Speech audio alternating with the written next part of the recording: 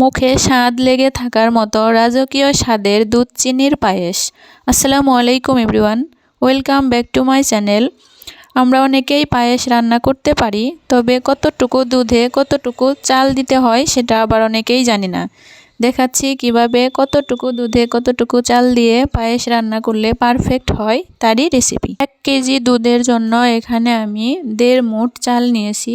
এখানে আমি চিনি গুঁড়া চালটা নিয়েছি, আপনারা চাইলে যে কোনো পোলাওর চাল নিতে পারেন। এখানে চাল আমি ভালো করে ধুয়ে পানিতে ভিজিয়ে রেখে দেব 15 থেকে 20 মিনিট। একটি হাঁড়িতে এখন আমি দিয়ে দিচ্ছি 1 কেজি গরুর দুধ। পায়েস রান্নার জন্য ভালো মানের গরুর দুধ নিতে হবে। অপেক্ষা করছি দুধে বলক ওঠা পর্যন্ত। এখন আমি যে চালটা ভিজিয়ে রেখেছিলাম সেটা সম্পূর্ণ পানি ঝরিয়ে দুধের মধ্যে দিয়ে দেব। চাল দুধের মধ্যে দেওয়ার পর অনবরত নাড়তে হবে, চাল যাতে দলা পাকিয়ে না যায়। দুধের উপরে যে সর পড়েছে এটা ভেঙে ভেঙে আমি আবার দুধের মধ্যেই দিয়ে দেব এবং অনবরত নাড়তে থাকবো। বিশেষ করে ফ্রিজের দুধ অনবরত না নাড়লে নিচের দিকে ধরে যাবে, সেই দিকে খেয়াল রাখতে হবে। চাল ফোটার পরে এখানে দিয়ে দিব চিনি। 1 কেজি দুধের জন্য আমি এখানে হাফ কাপ চিনি নিয়েছি। চিনিটা সবাই তাদের চাহিদা অনুযায়ী কম বেশি করে নিয়ে নেবেন।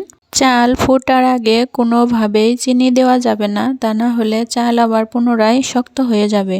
এই পর্যায়ে আমি দিয়ে দিচ্ছি 15 থেকে 20টি কিশমিশ। এটা অপশনাল, অনেকেই খেতে চান না, চাইলে স্কিপ করতে পারেন। অল্প পরিমাণে দিয়ে দিচ্ছি লবণ। পায়েসের উপরে মোটা হয়ে সর পড়ার জন্য নাড়াচাড়া বন্ধ রাখবো 2 থেকে 3 মিনিট। পায়েসের উপরে মোটা হয়ে সর পড়লে এই পায়েস খেতে বেশি মজাদার হয়। পায়েসের উপরে সর পড়ার এই 2 থেকে 3 মিনিট কন্টিনিউ করব 5 থেকে 6 বার। পায়েস আমার প্রায় হয়ে এসেছে, তবে এক একজনে এক এক রকম ঘনত্বের পায়েস খেতে পছন্দ করেন। যে যেরকম ঘনত্বের পায়েস খেতে পছন্দ করেন সেরকমভাবেই নামিয়ে নেবেন। চামচ দিয়ে পায়েস নাড়াচাড়া করার পর চামচ উঠিয়ে হাত দিয়ে একটা দাগ কেটে নেবেন। যদি দুধ ছড়িয়ে না যায় তাহলে বুঝতে হবে পায়েসের ঘনত্ব পারফেক্ট হয়েছে। এই পর্যায়ে চুলার আঁচ বন্ধ করে আমি উপরে নেড়ে চেড়ে দিচ্ছি যাতে সর বেঁধে না যায়। এখন আমি পায়েস একটা বাটিতে নামিয়ে নিচ্ছি।